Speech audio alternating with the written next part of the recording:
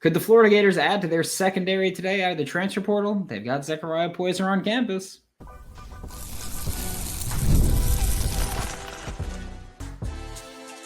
You are Locked On Gators, your daily podcast on the Florida Gators. Part of the Locked On Podcast Network, your team every day.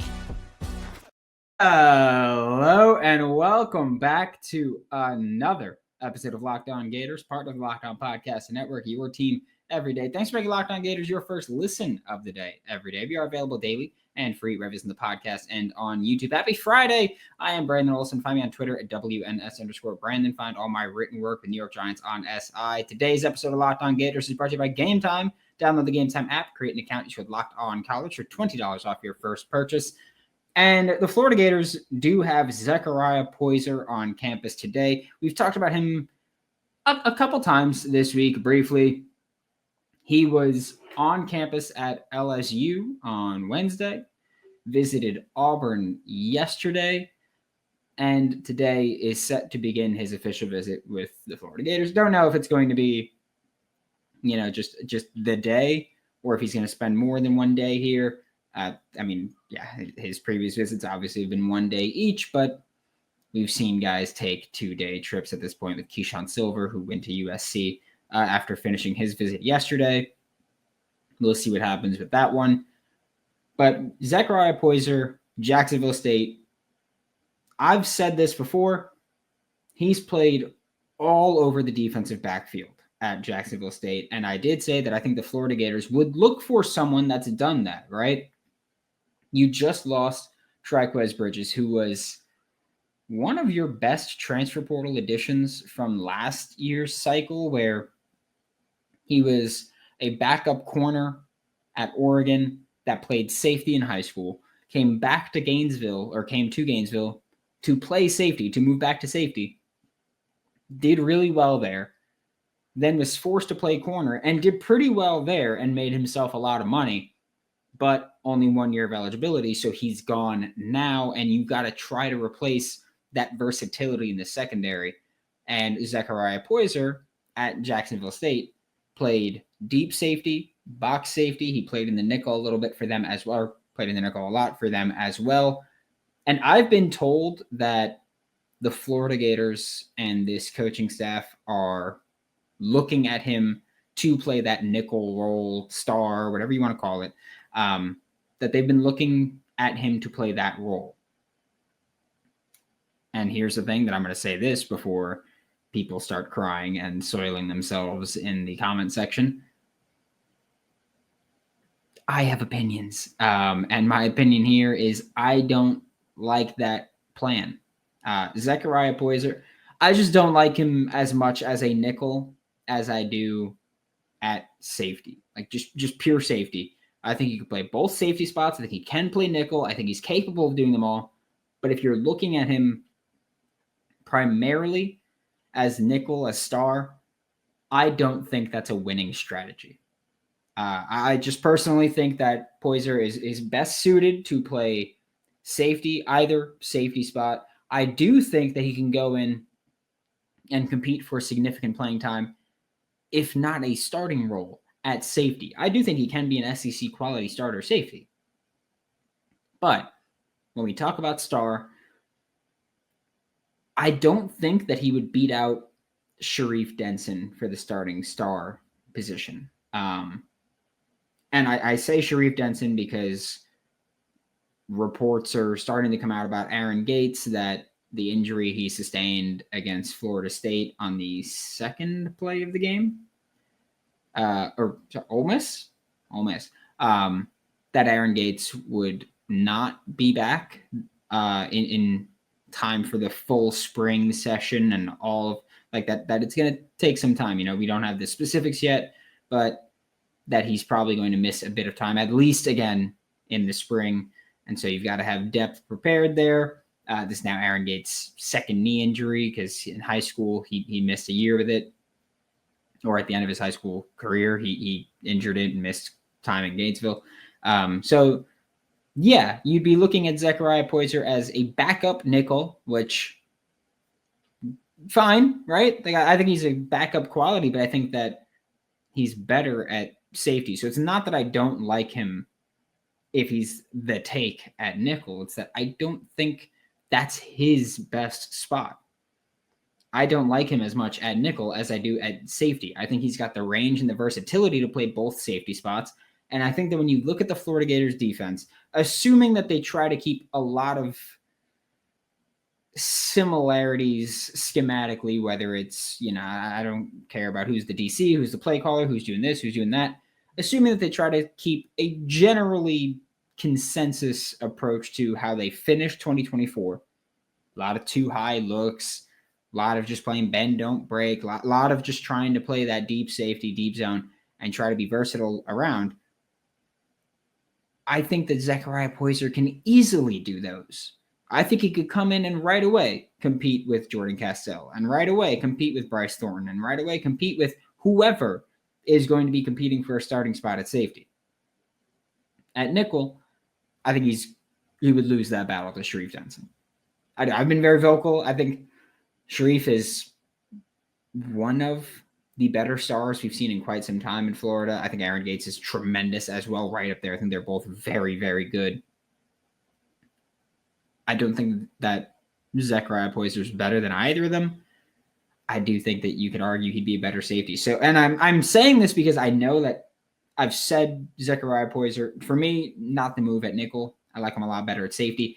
And I know that people have, left the comments of, if you disagree with this, then why? If you have such strong feelings about where people should play, get into coaching, this, that.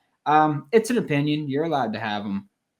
And my critique is that, I think Zechariah Poyser would be better suited to play a true safety role and not so much playing in the nickel, where, again, your safety play in 2024 wasn't awesome, right? Your best safety is now gone because Triquez Bridges was your best safety in 2024. Bryce Thornton was not the starter at the beginning, was pretty inconsistent throughout. Tremendous ceiling, but had some not so great performances. Jordan Castell, some horrible performances. I mean, I can't get the Texas game out of my mind. Like, he's got to really step up this year or this offseason for next year. Zechariah Poyser could be the addition. And here's the thing as well. If he wants to commit, I'd still take him because we've seen this Florida coaching staff have a plan for a player, get them on campus, and then go, you know what? Maybe you'd be better doing this. And who knows? I could be wrong. Who would have thought? But Zechariah Poyser on campus today, I do think that Florida is very interested in him.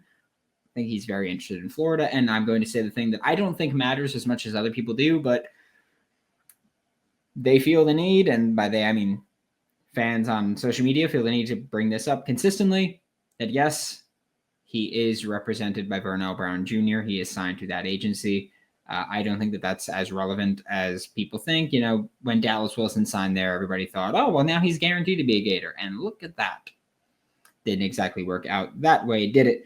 We are going to stick in the secondary, and we talk about, one player that I think Florida should go after in the secondary and one in another spot, but that's neither here nor there.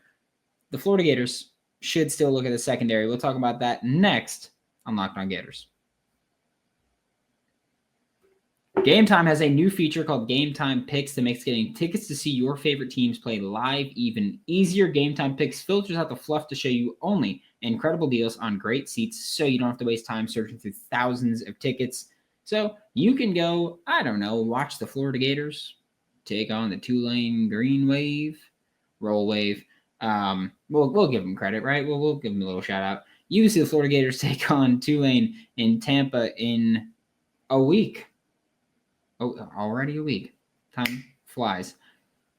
See that on Gametime because Gametime has the best tickets. It's the only place that I look for any events, whether it's sports, music. I'm going to go see my Mets with Juan Soto next year. Thank you very much. Thank you very much for that. Braves fans, screw you. Take the guesswork out of buying tickets with Gametime Picks. Download the Gametime app, create an account, use code LOCKEDONCollege for $20 off your first purchase. Terms apply. Again, create an account, redeem code LOCKEDONCollege for $20 off. Download Gametime today. What time is it? It's game time, baby.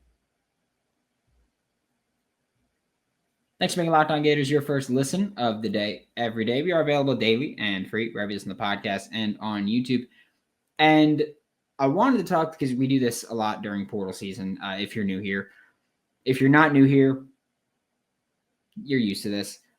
want to talk about another player that I think the Florida Gators should go after. We've done that quite a bit in really the past week and a half since portal names started popping up. This time, 6'2", 193-pound safety from Virginia Tech, Mose Phillips II. This is a guy that I think can step in and take a starting spot at safety. I'm not saying just compete for it. I'm saying I think Mose Phillips can go in right away and take a starting spot, whether it's Bryce Thornton or Jordan Castell. And also, here's the thing, too. I don't care whose job he takes.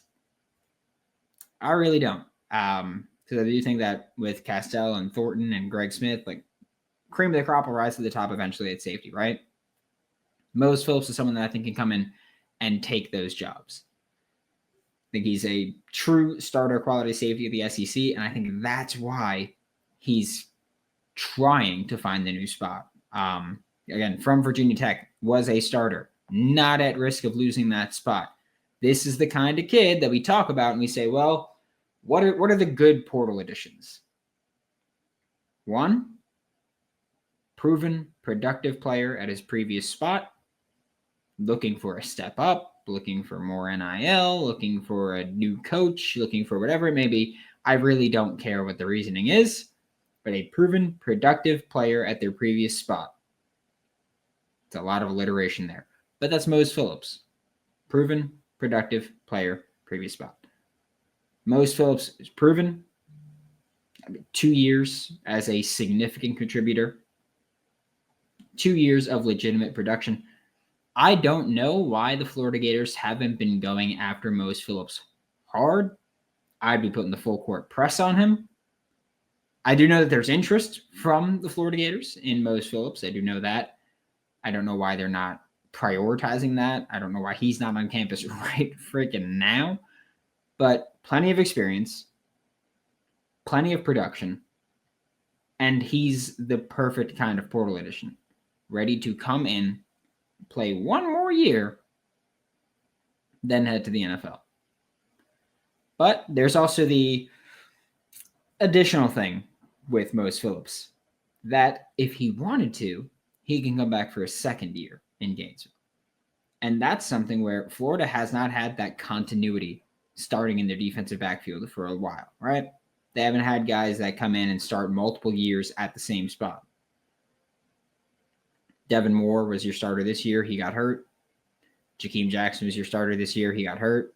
Devin Moore was in and out of the lineup. Jason Marshall was your starter this year. He got hurt. Asa Turner was supposed to be your starter. He got hurt.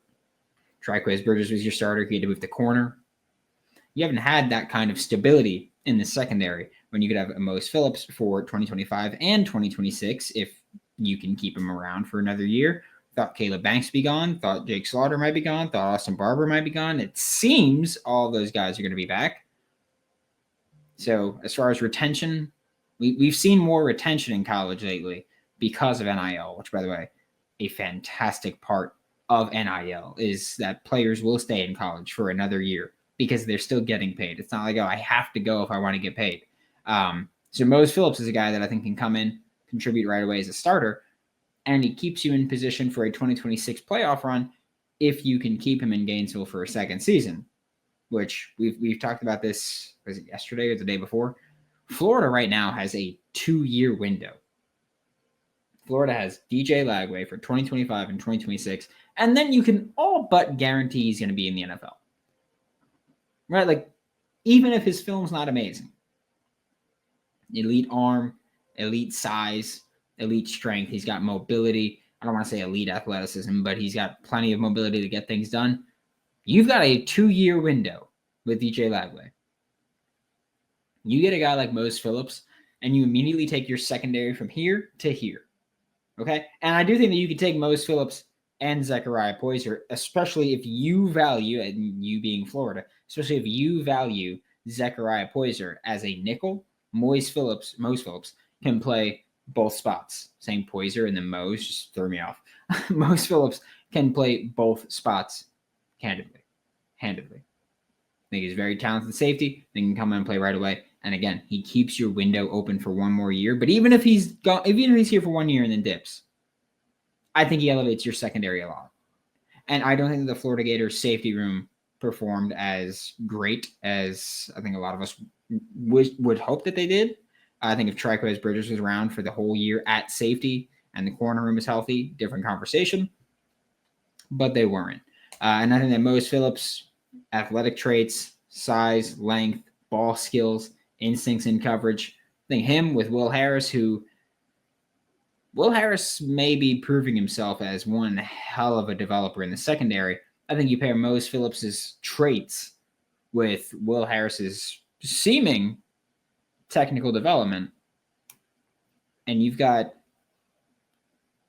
highly drafted safety potential there with Mose Phillips. So I think you look at that, and Florida should be pursuing Mose Phillips out of the transfer portal. Again, this is the kind of kid you want, right? This is the proven productive player that's been around 2 years of production, can come in and help you play right away and help you win right away. Right away. Beautiful thing for Mose Phillips, hopefully becoming a Florida Gator. Hopefully, we will talk about another Virginia Tech football player next on Locked On Gators.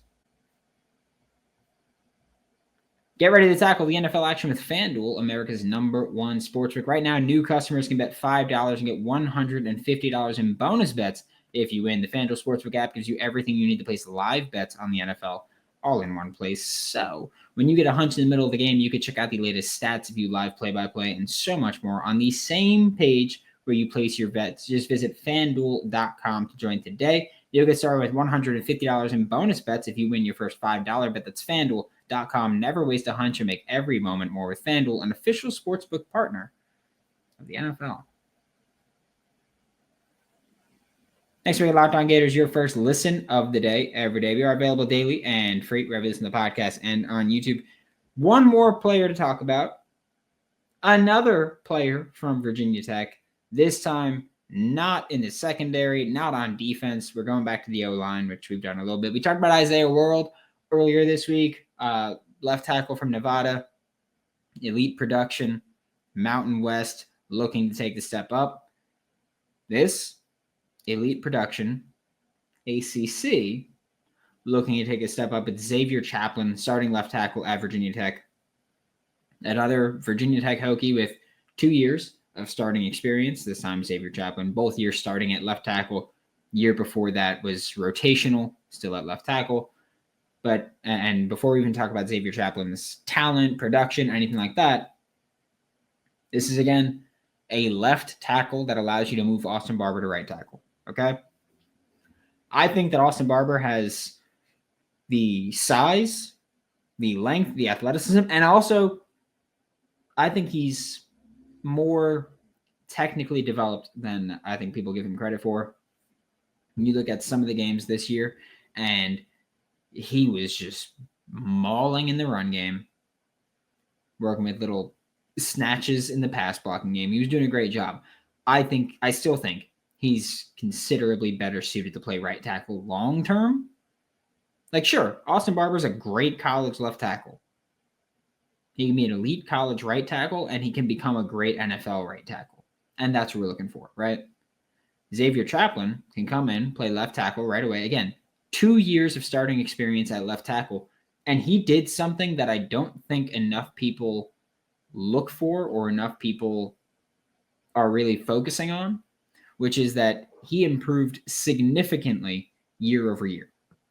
In 2023, Xavier Chaplin, in his first year as a starting left tackle, had 18 pressures allowed in pass protection, right? So 2023, 18 pressures allowed. 2024, 12 pressures allowed.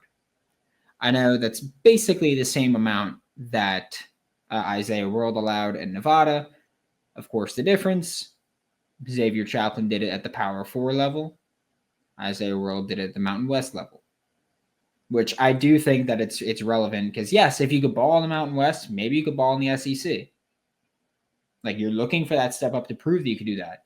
But I do think it's more impressive if you've done it at the Power 4 level when we're trying to talk about translatable traits and translatable production from Power 4 to SEC or lower Power 4 to SEC compared to Group of 5 to SEC. I do think it's more relevant to talk about Xavier Chaplin. Also, Xavier Chaplin, 5 sacks allowed in 2023 to 2 allowed in 2024. Again, significant production. By the way, all of his 2023 numbers would have been considered amongst the best for the Florida Gators in 2023, and his 2024 numbers would have been amongst the best for the Florida Gators in 2024. Okay? Xavier Chaplin is someone that I think can step in right away.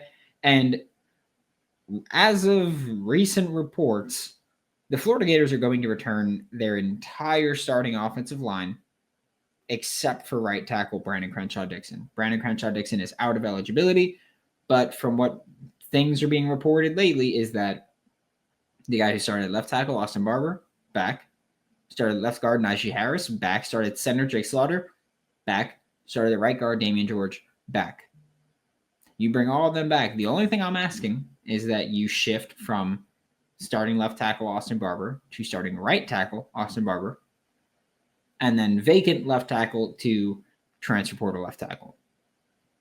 Which also, maybe the coaching staff feels really confident in someone like Fletcher Westphal, Caden Jones, Devin Manuel, who transferred in from Arkansas last year.